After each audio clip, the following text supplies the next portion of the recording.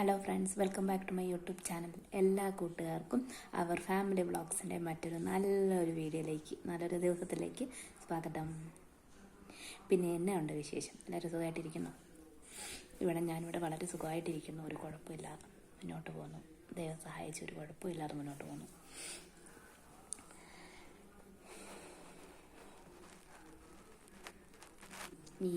എന്താ പറയുക, ഞാൻ നിങ്ങളോടൊരു ചോദ്യം ചോദിക്കാം. നിങ്ങളുടെ അഭിപ്രായം കമൻസായിട്ട് രേഖപ്പെടുത്തണം കേട്ടോ. നിങ്ങളുടെ അഭിപ്രായത്തിൽ എന്താണ് മെച്യൂരിറ്റി എന്ന് പറഞ്ഞാൽ? നമ്മളിപ്പം ഒരാളെ കാണുമ്പം, നമ്മളെ സംസാരിക്കുമ്പം പറയും, അവൾക്ക് അത്ര മെച്യൂരിറ്റി പോരാ. എന്താണ് ഈ മെച്യൂരിറ്റി എന്ന് പറഞ്ഞാൽ? എന്താണ്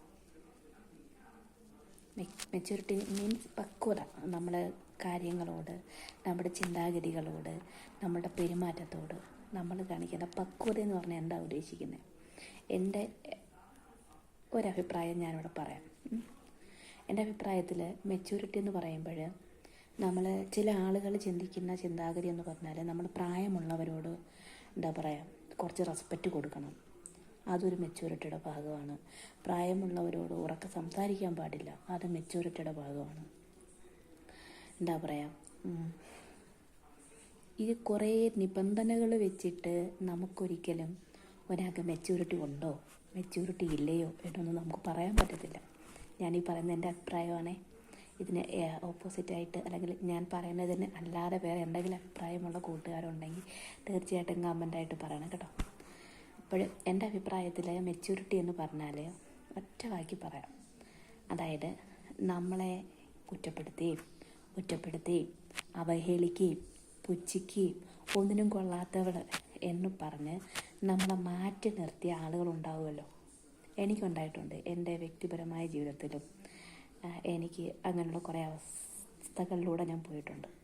ഓക്കെ, അങ്ങനെ നിൽക്കുന്ന ആ ഒരു സാഹചര്യത്തിൽ പെട്ടെന്ന് ദൈവത്തിൻ്റെ ഒരു സഹായം കൊണ്ട്, ഒരു കരുണ കൊണ്ട് നമ്മുടെ ജീവിതത്തിൽ നല്ല മാറ്റങ്ങളൊക്കെ വന്ന് നമ്മളൊന്ന് സ്റ്റേബിളാകാൻ തുടങ്ങുമ്പോഴേക്കും ഇവരെയൊക്കെ നമ്മൾ മീറ്റ് ചെയ്യാൻ എന്തായാലും നമ്മൾ അവരെ കാണും.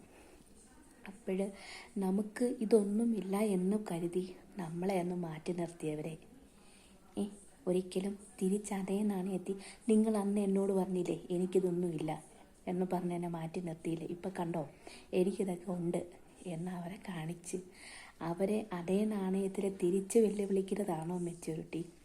അതോ അതേസമയം അവരോട് വളരെ ചിരിച്ചുകൊണ്ട് ഒരു ചെറിയൊരു ചിരി കൊടുത്തിട്ട്, ഓക്കെ സുഖമായിട്ടിരിക്കുന്നു ചേച്ചി, എനിക്ക് സുഖമായിട്ടിരിക്കുന്നു ആൻറ്റി, എനിക്ക് സുഖമായിട്ടിരിക്കുന്നു, ഏതാണോ ആ വ്യക്തിയുടെ പേര് പറഞ്ഞ് സംസാരിക്കുക, അതാണോ മെച്യൂരിറ്റി? എൻ്റെ അഭിപ്രായത്തിൽ ഞാൻ രണ്ടാമത് പറഞ്ഞതാണ് മെച്യൂരിറ്റി.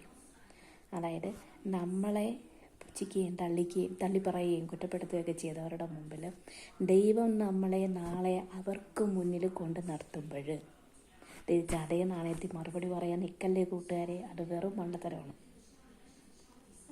മണ്ടത്തരമാണ്.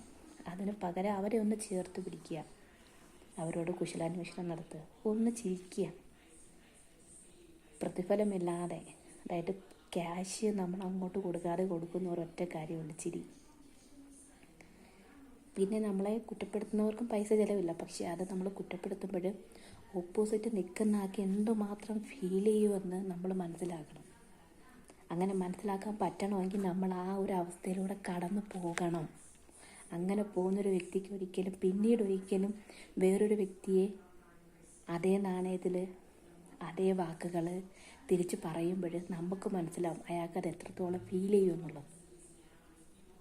അങ്ങനെ മനസ്സിലാക്കിക്കൊണ്ട് നമ്മൾ ആ വാക്കുകൾ അവരോട് തിരിച്ച് പറയാതെ അവർ ചേർത്ത് പിടിക്കുന്ന മനോഭാവത്തെയാണ് പക്വത അല്ലെങ്കിൽ മെച്യൂരിറ്റി എന്ന് ഞാൻ വിശ്വസിക്കുന്നത്. ഇല്ലേ? നിങ്ങളൊന്ന് ആലോചിച്ച് നോക്കി. ഇപ്പോഴും ഞാൻ എൻ്റെ ഈ വീഡിയോ തുടങ്ങിയിട്ട്, ഞാൻ യൂട്യൂബ് ചാനൽ തുടങ്ങിയിട്ട് ഏകദേശം ഒരു 1.5 വർഷമായി. ഇതിലെനിക്ക് കുറേ നാളെനിക്ക് വീഡിയോസ് ചെയ്യാൻ പറ്റാതെ പോയിട്ടുണ്ട്. പല കാരണങ്ങളുമുണ്ട് എനിക്ക് പറ്റാതെ പോയിട്ടുണ്ട്. പക്ഷേ എങ്കിലും കുറേ സബ്സ്ക്രൈബേഴ്സ്, ഞാൻ പറഞ്ഞില്ല, ഈ ഇടക്കാലം കൊണ്ട് കുറേ പേര് പോയി. ഇപ്പോൾ എനിക്ക് കുറേ കൂട്ടുകാർ, അവർ തന്നെയാണോ തിരിച്ചു വന്നതെന്ന് എനിക്കറിയില്ല. പക്ഷേ എങ്കിലും കുറേ കൂട്ടുകാർ എന്നെ മനസ്സിലാക്കി, എൻ്റെ വീഡിയോ ഇഷ്ടപ്പെട്ടു. അതായത് നമ്മുടെ ഉള്ളിൻ്റെ ഉള്ളിൽ നന്മയുടെ ഒരംശമുണ്ടെങ്കിൽ കാലം എത്ര കടന്നു പോയാലും ആ നന്മ നന്മയായിട്ട് തന്നെ അവശേഷിക്കും. നന്മ ഒരിക്കലും തിന്മയാവില്ല. തിന്മയെ നമുക്ക് വേണമെങ്കിൽ നന്മ കൊണ്ട് തിരുത്താനായിട്ട് പറ്റും. അപ്പോൾ മെച്യൂരിറ്റി എന്ന് പറയുന്നതിന് പ്രായമോ ഒരാളുടെ ചിന്താഗതികളോ, നമ്മളിപ്പം ഒരാൾ എത്ര കാലം ജീവിച്ചു എന്നതല്ല ഒരിക്കലും അയാളുടെ മെച്യൂരിറ്റിയുടെ അടിസ്ഥാന ഘടകം. മനസ്സിലായില്ലേ? ഇപ്പോൾ ഒരു മുതിർന്ന ഒരാൾ നടന്നു വരുമ്പോഴത്തേക്കും 2 പേരിരിപ്പുണ്ട്. ഒരു ഒരു ഒരു ഒരു റൂമിലോട്ട് കയറി വരുമ്പോൾ 2 പേരിരിപ്പുണ്ട്. അതിൽ അയാളെ ആ വരുന്ന വ്യക്തിയേക്കാളും കുറച്ചും കൂടെ പ്രായം കുറഞ്ഞ ആളും ഒരു പൊടി കൊച്ചു ഇരിപ്പുണ്ടെന്ന് ചോദിച്ചോ. അപ്പോൾ അയാൾ കയറി വരുമ്പോഴത്തേക്കും ആ മനുഷ്യൻ്റെ അവസ്ഥ മനസ്സിലാക്കി തൻ്റെ സീറ്റ് മാറിക്കൊടുക്കുന്ന വ്യക്തിക്കാണോ മെച്യൂരിറ്റി? അതായത് പൊടി കുഞ്ഞാണ് മാറിക്കൊടുക്കുന്നതെങ്കിൽ ആ കുട്ടിക്കാണോ മെച്യൂരിറ്റി? തൊട്ടപ്പുറത്തിരിക്കുന്ന വ്യക്തിക്കാണോ മെച്യൂരിറ്റി? ആ കുഞ്ഞിന് തന്നെയാണ്. കാരണം കുഞ്ഞ് മനസ്സിലാക്കുന്നു ആ മനുഷ്യന് നടന്നു വരാൻ പോലും വയ്യ. മനസ്സിലാക്കി അത് ഇരിക്കാനുള്ളൊരു സ്ഥലം ആ വ്യക്തിക്ക് കൊടുക്കുന്നുണ്ടെങ്കിൽ ആ വ്യക്തി ആ പൊടിക്കുഞ്ഞിന് തന്നെയാണ് മറ്റേ ആളെക്കാളും മെച്യൂരിറ്റി ഇല്ലേ?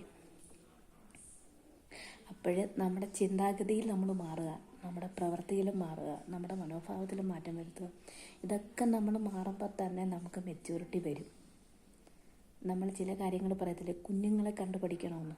കുഞ്ഞുങ്ങൾക്ക് എത്ര വയസ്സുണ്ടായിട്ടാണ്, അല്ലെങ്കിൽ അവർ എത്ര നാൾ ഈ ഭൂമി ജീവിച്ചിട്ടാണ് അവരെ നമ്മൾ കണ്ടുപഠിക്കാൻ പറയുന്നത്.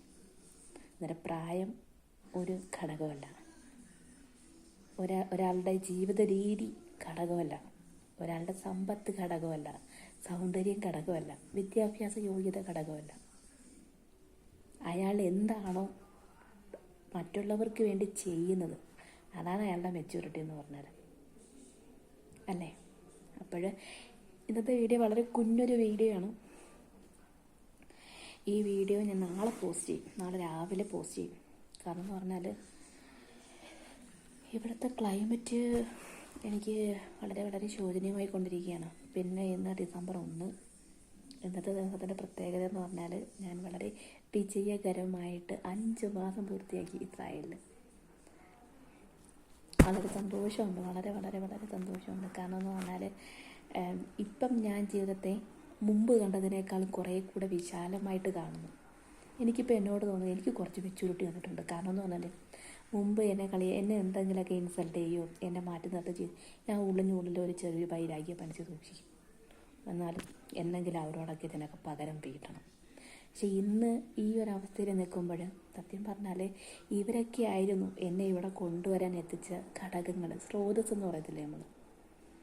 ഇവിടം വരെ വരാൻ വേണ്ടി ഇത്രയും ഈ കല്ലും മുള്ളും നിറഞ്ഞ വഴിയിലൂടെ തന്നെ ഞാൻ വരണമെന്നുള്ളത് ദൈവഹിതമാണ്. സോ എനിക്കിതിനുള്ള സാഹചര്യങ്ങൾ ഒരുക്കി തന്ന എല്ലാവരോടും ഞാൻ കടപ്പെട്ടിരിക്കുന്നു. മനസ്സിലായില്ലേ? എനിക്ക് ആരോടും ഒരു വൈരാഗ്യമോ ഒരു വെറുപ്പോ ഞാൻ സൂക്ഷിക്കുന്നില്ല. എനിക്ക് സൂക്ഷിക്കേണ്ട കാര്യമില്ല. കാരണം എന്ന് പറഞ്ഞാൽ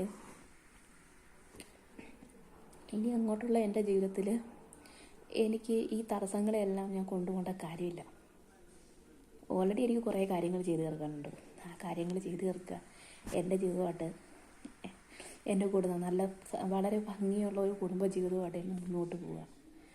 അല്ലാതെ ഇന്നലെ എനിക്ക് ഇത്രയും ബുദ്ധിമുട്ടുണ്ടായിരുന്നു, ഇത്രയും സങ്കടങ്ങളുണ്ടായിരുന്നു, ഇത്രയും പേര് എന്നെ വേദനിപ്പിച്ചിട്ടുണ്ട്, ഇത്രയും കാര്യങ്ങൾ എന്നോട് അവർ കാണിച്ചിട്ടുണ്ട് എന്ന് പറഞ്ഞ് എനിക്ക് ഇന്ന് അതിനെക്കുറിച്ച് ഓർത്തിരിക്കാൻ സമയമില്ല, ഓർത്തിരിക്കേണ്ട കാര്യമില്ല. ഇന്ന് ഓർക്കും സത്യം പറഞ്ഞാൽ എനിക്ക് ഇത്രയും കാര്യങ്ങളൊക്കെ ഉണ്ടായിരുന്നില്ലേ, പൊട്ടതാരില്ല എന്ന് പറയുമ്പോഴത്തേക്കും, അതായത് നമ്മുടെ വലിയ വലിയ പ്രശ്നങ്ങളെ നമ്മുടെ കുഞ്ഞു ഹൃദയം കൊണ്ട് അത് ചെറുതായിട്ട് കാണാൻ പഠിക്കുക. ചെറുതായിട്ട് കണ്ടിട്ട് നിസ്സാരമായിട്ട് കാണുക. സാരമില്ല, അവരങ്ങനെയല്ലേ, അങ്ങനെ അവർ ചിന്തിക്കുക, അവർക്ക് അങ്ങനെ ആവാനേ പറ്റൂ. എനിക്കൊരിക്കലും അങ്ങനെ ആകാനും പറ്റത്തില്ല. സോ ഞാൻ എൻ്റെ വഴിക്ക് പോട്ടെ എന്ന് എഴുതി വഴിമാറി പോവുകയാണ്. ഒറ്റവാക്കി പറഞ്ഞ് വഴിമാറി പോവുകയാണ്. പിന്നെ നല്ലൊരു സമയം അവർ നമ്മുടെ അടുത്ത് വരാൻ അവസരമുണ്ടായാൽ അവരെ ചേർത്ത് പിടിക്കുക, ആശ്വസിപ്പിക്കുക. ഒരു വ്യക്തിക്ക് കൊടുക്കാവുന്ന ഏറ്റവും വലിയ ഏറ്റവും വലിയ കരുണയെന്ന് പറഞ്ഞാൽ ഒരാൾ പറയുന്നത് കേൾക്കാനുള്ള ഒരു മനസ്സും സമയവും കൊടുക്കുക. അതായിരിക്കും നമ്മൾ അവർക്ക് വേണ്ടി 10,000 ലക്ഷങ്ങളും കൊടുക്കുന്നതിനേക്കാൾ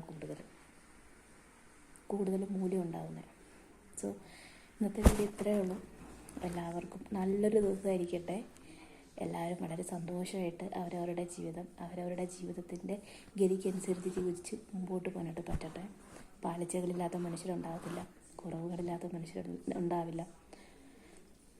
ഈ കുറവുകൾക്കിടയിലും എല്ലാം നിറവുകളായിട്ട് സന്തോഷകരമായിട്ട് എല്ലാവർക്കും നല്ലൊരു ദിവസമായിരിക്കട്ടെ എന്ന് ആശംസിക്കുന്നു. സുപ്രഭാതം. Good morning.